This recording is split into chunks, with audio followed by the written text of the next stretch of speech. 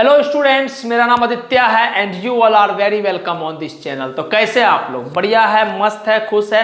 चलिए, आज का जो लेक्चर है क्लास 11 का जो फिजिक्स हम लोग पढ़ रहे थे, चूंकि त्योहार का मौसम आ गया था तो ज़्यादा दिन लेट हो गया लेक्चर को डालने में। उसके लिए बहुत सारा ढेर सारा आपके लिए मैं सॉरी बोल रहा हूँ। और आज जो है हम लोग फिजिक्स को और आगे कंटिन्यू करने वाले हैं।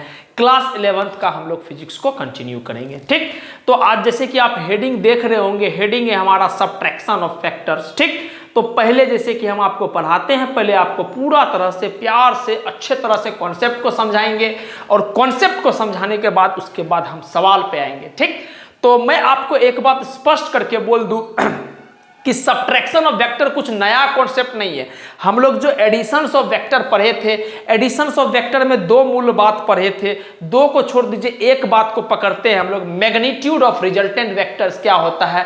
जैसे मान लीजिए अपने पास दो वेक्टर है, ए वेक्टर और बी वेक्टर, तो रिजल्टेंट वेक्टर का मैग्नीट्यूड क्या होगा?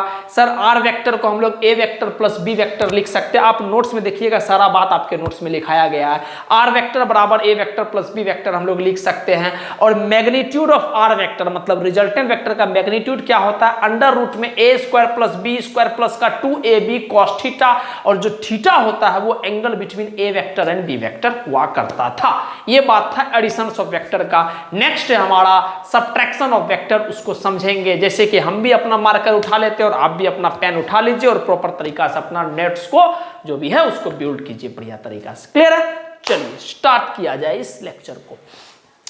तो हमारा जो सब्ट्रैक्शन ऑफ वेक्टर है, तो सिंपल सी बात है, सब्ट्रैक्शन वर्ड से आप समझते होंगे, सब्ट्रैक्शन वर्ड का मतलब होता है घटाना। हम लोग आज जो है वेक्टर्स को घटाएंगे। ठीक, एकदम आराम से समझेंगे, एकदम प्यार से हर एक थ्योरी का पॉइंट को समझेंगे, फिर जाके सवाल करेंगे। और आज लेक्चर खत्म होते होते तक में आपको सारा बात क्रिस्टल क्लियर हो जाएगा, गारंटी है इस बात का। ठीक, चलिए नेक्स्ट, सब्ट्रैक्शन ऑफ वेक्टर में मान लेते हैं late we have two vectors, a vectors and b vectors। ठीक, मान लिए कि अपने पास दो वेक्टर्स है, एक वेक्टर्स a वेक्टर्स है, दूसरा b वेक्टर्स है। ठीक, अच्छा आगे, then we define subtraction of two vectors, subtraction of two vectors as a vectors minus का b vectors। मैं बस एक बार देख लेता हूं कि कुछ कट तो नहीं रहा है, वरना परेशानी हो जाएगा। बढ़िया सर, सब कुछ बढ़िया चल रहा है, कोई दिक्कत नहीं है। हम क्या बोले कि सबसे पहले हम मान लिए कि अपने पास दो वेक्टर्स है, एक वेक्टर्स ए वेक्टर्स है और दूसरा बी वेक्टर्स है। ठीक, दूसरा बात हम क्या कर रहे हैं कि हम सब्ट्रैक्शन ऑफ टू वेक्टर्स को डिफाइन कर रहे हैं क्या, कि सर ए वेक्टर्स माइनस का बी वेक्टर्स। क्लियर है बात? हम क्या लिख रहे हैं? ए वेक्टर्स माइनस का बी वेक्टर्स। ठीक, अच्छा अब इसको समझिएगा बात को, क्या हम इस वेक्टर्स को ए वेक्टर्स माइनस का बी वेक्टर्स को क्या हम ऐसे लिख सकता हूं? सर, ए वेक्टर्स प्लस का minus times of B vector. अब बोलिएगा हाँ सर, इतना तो बेसिक मैथ हम पढ़े ही है, हमको पता है कि A vectors minus B vectors को हम लोग क्या लिख सकते हैं? A vector plus times of minus का बी वेक्टर। आपको पता है कि माइनस प्लस क्या होता है? माइनस। तो बाय डिफॉल्ट ये कहने का मतलब अगर हम लिखे हैं x माइनस 5, तो हम इसको इजीली लिख सकते हैं x plus times of minus 5।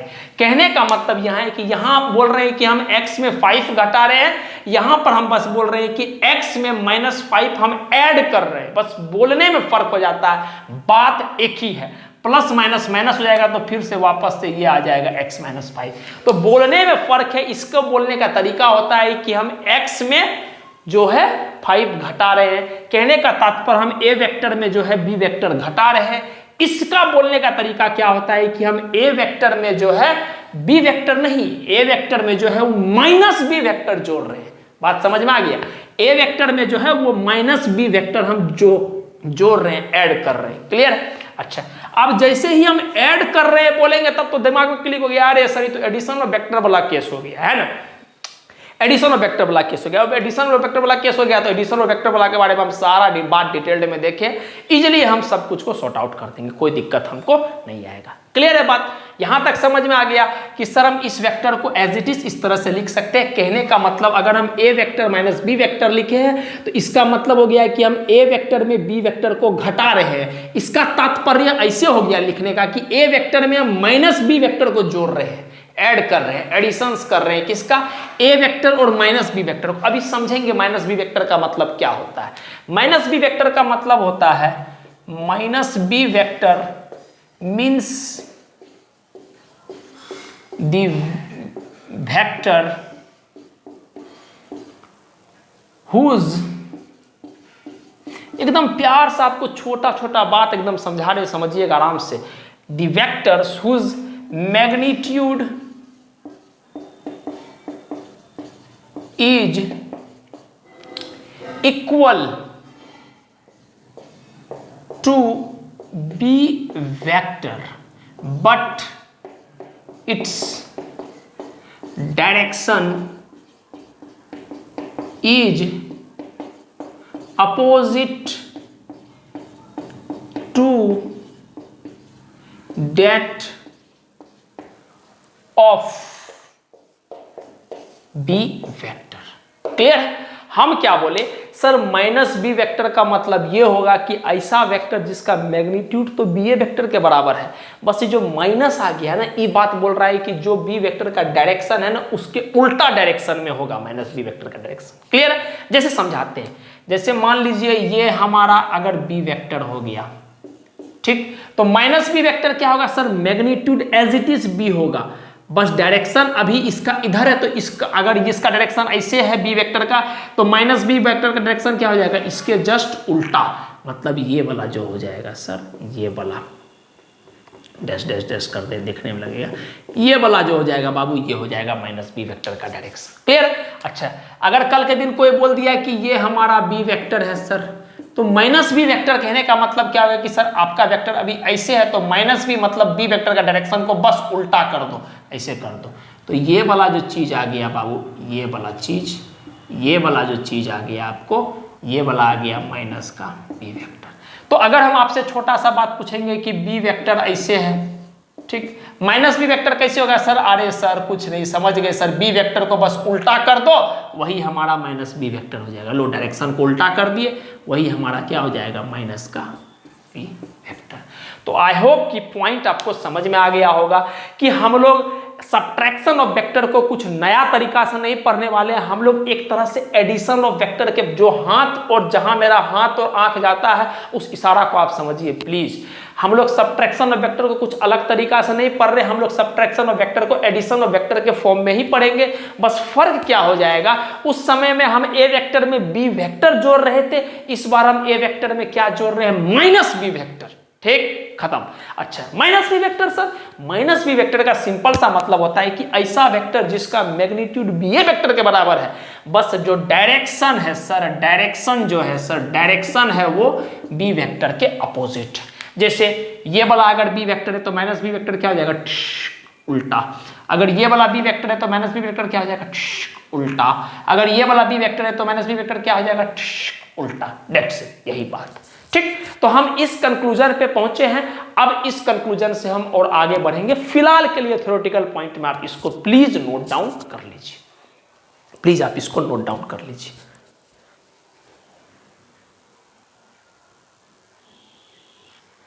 चलिए सर, आगे हम इस सफर को और आगे बढ़ाते हैं। तो हम लोग एक बात बस समझ पाए थे कि sir A vector minus B vector को अपन A vector plus minus times of B vector लिख सकते हैं, और minus times of B vector का बस इतू सा मतलब है कि सर ऐसा वेक्टर जो कि मैग्नीट्यूड बी ही वेक्टर के बराबर रखा है लेकिन उसका डायरेक्शन उल्टा हो जा रहा है बी वेक्टर से। ठीक, चलिए आगे बढ़ते हैं। नेक्स्ट जो हमारा हेडिंग, और यही सबसे इंपॉर्टेंट बात है जो आपको सीखना है, कि magnitude of resultant vector, magnitude of resultant vector, resultant vector. अच्छा अच्छा, एक बात मैं आपको स्पष्ट कर दूं, मैं यहां पर ए वेक्टर माइनस बी वेक्टर करके बना रहा हूं। आप ये मत सोचना कि बी वेक्टर माइनस ए वेक्टर नहीं लिख सकते, बिल्कुल लिख सकते, लेकिन तरीका होता है ए माइनस बी लिखने का तो बढ़िया लगता है ना, इस वजह से उल्टा पुल्टा सब कर सकते हैं, कोई दिक्कत वाली बात है नहीं। ठीक, चलिए आगे बढ़ते हैं। मैग्नीट्यूड ऑफ रिजल्टेंट वेक्टर के लिए सबसे पहला बात हमको पता है कि सर रिजल्टेंट वेक्टर का मतलब सर वही दोनों वेक्टर का सबट्रैक्शन लिखना है sir, A vector minus B vector. ठीक, रिजल्टेंट वेक्टर का मतलब सर दो रिजल्टेंट किसका निकालना है, दो जो वेक्टर है, जिस दो वेक्टर को सबट्रैक्ट कर रहे हैं, घटा रहे हैं, उसी का तो रिजल्टेंट निकालना है। इस वजह से हम ए वेक्टर माइनस बी वेक्टर लिखें। क्लियर? आगे आपको पता है, बता चुके हैं कि हम इस वेक्टर को ऐसे भी लिख सकते हैं sir, A vector plus times of minus का बी वेक्टर। बिल्कुल सर, आप सिखा चुके हैं, बता चुके, बयां कर चुके हैं कि A vector minus B vector को हम लोग क्या लिख सकते हैं, A vector plus minus times of B vector, A vector plus minus times of B vector. Clear? चलिए समझते हैं। अब हम इसका मैग्नीट्यूड निकालना चाहते हैं, ये जो आर वेक्टर है, जो रिजल्टेंट वेक्टर है, रिजल्टेंट वेक्टर का ही मैग्नीट्यूड निकालना है, इसका मैग्नीट्यूड अपन निकालना चाहते हैं। समझते हैं कैसे करेंगे। जैसे मान लीजिए अपने पास आ गया ये ए वेक्टर, बढ़िया सर, अपने पास आ गया ये बी वेक्टर, बढ़िया सर, ठीक, और अपने पास इसके बीच में एंगल दिया हुआ है थीटा। तो एडिशन ऑफ वेक्टर से हम लोग क्या करते थे सर, एडिशन ऑफ वेक्टर से हमको जब रिजल्टेंट निकालना पड़ता था तो हम इस दोनों वेक्टर को एक पैरेललोग्राम का एडजेसेंट साइड बनाते थे और बनाते हुए उसको पैरेललोग्राम बना लेते थे। इस दोनों वेक्टर को हम पैरेललोग्राम का एडजेसेंट साइड, सारा बात आपके नोट्स में लिखा हुआ है एडिशन ऑफ वेक्टर का थ्योरी में, देखिएगा। इस दोनों वेक्टर्स को हम लोग एडजेसेंट साइड ऑफ पैरेललोग्राम मानते थे और वहां से एक पैरेललोग्राम बना लेते थे, और पैरेललोग्राम बनाने के बाद एक डायगोनल निकालते थे। और डायगोनल कहां से सर, कॉमन टेल से कॉमन हेड पर डायगोनल जो मिलता था वही हमारा रिजल्टेंट वेक्टर दे देता था, और वो क्या होता था, ए वेक्टर प्लस बी वेक्टर। इतू सा बात करते थे। लेकिन अपने को क्या है, इस बार भी एडिशन ही कर रहे हैं हम, ध्यान दीजिएगा, कर तो रहे हैं एडिशन ही, लेकिन बी वेक्टर के साथ नहीं कर रहे हैं, माइनस बी वेक्टर के साथ कर रहे हैं। तो आपको सिखा चुके हैं कि अगर ये बी वेक्टर है, अगर ये बी वेक्टर है तो इसके जस्ट उल्टा कर दोगे तो क्या हो जाएगा सर, माइनस लग गया, मतलब डायरेक्शन को बस उल्टा करना है वेक्टर के केस में। ठीक, तो डायरेक्शन को जब आप उल्टा कर दोगे तो वो क्या आ जाएगा, माइनस बी वेक्टर, मतलब ये वाला जो चीज हो जाएगा अपना, ये वाला जो चीज हो जाएगा, ये आ गया आपको माइनस बी वेक्टर। ठीक, अच्छा, अब आप देखो ये पूरा का पूरा स्ट्रेट लाइन है, बिल्कुल सर, जो चीज ऐसे था आप उसको ऐसे पलट करके कर दिए तो ये पूरा स्ट्रेट लाइन, तो ये पूरा एंगल कितना होगा, क्लास 9-10 में पढ़े होंगे लाइन्स एंड एंगल में आप, सर स्ट्रेट लाइन में ये पूरा एंगल कितना होता है सर, यहां से यहां तक पूरा एंगल कितना होता है, 180 डिग्री, जिसको हम लोग लीनियर पेयर भी बोल सकते हैं या सिंपल शब्द में स्ट्रेट एंगल भी बोलते हैं। ठीक, अच्छा, ये पूरा एंगल 180 डिग्री, अगर ये थीटा है तो अगर हम पूरा 180 में थीटा घटा देंगे तो ये एंगल मिल जाएगा, बिल्कुल सर। तो ये एंगल कितना हो जाएगा सर, पूरा 180 में, ध्यान देना, पूरा यहां से यहां तक लेकर 180 में अगर हम थीटा को घटा देंगे तो ये एंगल आ जाएगा, तो ये एंगल कितना हो जाएगा, 180 डिग्री माइनस का थीटा, या सिंपली हम लोग लिख सकते हैं अभी 180 माइनस थीटा। कुछ दिमाग लगाने का है कि सब कुछ थीटा डिग्री में ही होगा, तो इस वजह से डिग्री को उड़ा दिए, बात वही है। ठीक, चलिए, मेरा काम क्या मिला हमको ए वेक्टर मिल गया, माइनस बी वेक्टर मिल गया, और दोनों के बीच का एंगल 180 माइनस थीटा मिल गया। देखना, थीटा जो है वो ए वेक्टर और बी वेक्टर के बीच का एंगल है, ए वेक्टर और माइनस बी वेक्टर के बीच का एंगल क्या है, 180 माइनस थीटा, ध्यान दीजिएगा। ठीक, चलो, तो अब हम इस दोनों को क्या करते हैं, एडजेसेंट साइड मान लेते हैं पैरेललोग्राम का और वेक्टर बना लेते हैं। तो जैसे ही एडजेसेंट साइड मानोगे तो ये वाला क्या हो जाएगा, ये कुछ इस तरह से, बी वेक्टर को आप पैरेलल शिफ्ट करोगे तो ये कुछ इस तरह से आ जाएगा, ए वेक्टर को आप पैरेलल शिफ्ट करोगे तो ये कुछ इस तरह से आ जाएगा। ठीक, आपको पता है कि सर पैरेलल शिफ्ट में जो है आप डायरेक्शन को नहीं बदलते हैं, समझ में आ गया, मतलब वेक्टर अपना नहीं बदलता। इस बात को गला फाड़ फाड़ के आपको बताए थे, समझना है, याद रखना है। पैरेलल शिफ्ट किए, इसको उठा के दिस, इसको उठा के दिस, तो ये एक पैरेललोग्राम आ गया, बढ़िया बात है। अब एक बात और, जो पैरेललोग्राम से हमारा, समझिएगा बात को, पैरेललोग्राम से हमारा जो कॉमन टेल से, ये वाला और ये वाला को देखो, कॉमन टेल से लेकर कॉमन हेड तक पहुंचता, हाथ को देखना, कॉमन टेल से लेकर कॉमन हेड को ज्वाइन करने वाला जो डायगोनल होता है वही अपना रिजल्टेंट वेक्टर देता है। कहने का मतलब ये जो अपना डायगोनल होगा सर, यही हमारा रिजल्टेंट वेक्टर होगा और इसको हम लोग लिख सकते हैं A vector plus times of minus का बी वेक्टर। क्यों? काहे कि सर ये तो एडिशन ऑफ वेक्टर में ही काम करते थे, इसलिए तो एडिशन का सिंबल दिया। और किसके साथ ऐड कर रहे हैं? Minus B vector, B vector नहीं माइनस बी वेक्टर। क्लियर है? इसलिए इतना धीरे धीरे से आपको एक एक बात बता रहे, समझ में आना जरूरी है। ठीक, चलिए अब करते हैं मैग्नीट्यूड निकालने का कारनामा। चलिए मैग्नीट्यूड जो होता है रिजल्टेंट वेक्टर का वो क्या होता है सर? हम रट चुके हैं अंडर रूट में ए वेक्टर का मैग्नीट्यूड का square plus magnitude of B vector का स्क्वायर प्लस का 2 times of magnitude of A vectors into magnitude of B vector into समझिएगा ए वेक्टर नहीं, A vector sorry B vector नहीं, minus का B vector. देखो minus B vector, ये minus का B vector. और फॉर एग्जांपल अपने मन से हम मान लेते हैं, ज़्यादा बढ़िया रहेगा कि ए वेक्टर का जो अपना मैग्नीट्यूड है ना बाबू वो ए दिया हुआ है, ठीक, और बी वेक्टर का जो मैग्नीट्यूड है वो क्या दिया हुआ है? बी दिया हुआ है। ऐसा दिया हुआ है, हम ये बात को मान लेते हैं। ठीक, अच्छा चलिए तो हम क्या बोलेंगे? ए वेक्टर प्लस माइनस का बी वेक्टर का square plus 2 times of A vector into magnitude of minus B vector into का कॉस एंगल बिटवीन क्या? ए वेक्टर और minus B vector. Angle between किसके किसके में? ए वेक्टर और minus B vector के बीच में एंगल। तो ए वेक्टर और माइनस बी वेक्टर के एंगल के बीच में कितना एंगल है? 180 माइनस थीटा। तो हम इसको लिख रहे हैं कॉस 180 माइनस का थीटा। आई होप कि इतना बात समझ में आ रहा होगा। क्लियर? अच्छा आगे, रिजल्टेंट ऑफ आर वेक्टर बराबर इसका मैग्नीट्यूड बराबर A vector magnitude of A vector का स्क्वायर। हमको पता है कि sir magnitude of A vector A दिया हुआ है, तो सिंपली हम इसको ए स्क्वायर लिख सकते हैं, ठीक, plus minus B vector. Minus B vector के बारे में आपको हम क्या बताए थे कि सर माइनस बी वेक्टर का मैग्नीट्यूड जो होता है वो बी वेक्टर के बराबर ही होता है, बस डायरेक्शन बी वेक्टर का उल्टा हो जाता है। तो माइनस बी वेक्टर का मैग्नीट्यूड क्या होता है? बी वेक्टर के बराबर होता है। तो बी वेक्टर का मैग्नीट्यूड क्या है? बी है, सिंपल बी। तो हम लोग क्या लिखेंगे? B square plus 2 into magnitude of A vector A, magnitude of minus B vector simply B. अभी तक बता चुके हैं ये बात कि sir magnitude of minus B vector जो होता है वो मैग्नीट्यूड ऑफ बी वेक्टर के बराबर ही होता है। क्लियर? अच्छा, इंटू का कॉस 180 माइनस का थीटा। ठीक, बढ़िया। अब समझिएगा बात को, छोटा सा बात है जो आपसे हम शेयर करना चाहते हैं। आपको जब हम मैथमेटिकल टूल्स का ये चैप्टर पढ़ा रहे थे, स्टार्टिंग के लेक्चर में आपको ट्रिग्नोमेट्री पढ़ाए थे, तो हम उसमें एक बात बताए थे कि सर अगर लिखा हो cos 180 डिग्री माइनस का थीटा, तो हम इसको सिंपली माइनस का cos थीटा लिख सकते हैं। cos 180 माइनस का थीटा को हम लोग सिंपली माइनस का cos थीटा लिख सकते हैं। अब आप बोलिएगा सर ऐसे कैसे लिख दिया आप डायरेक्टली?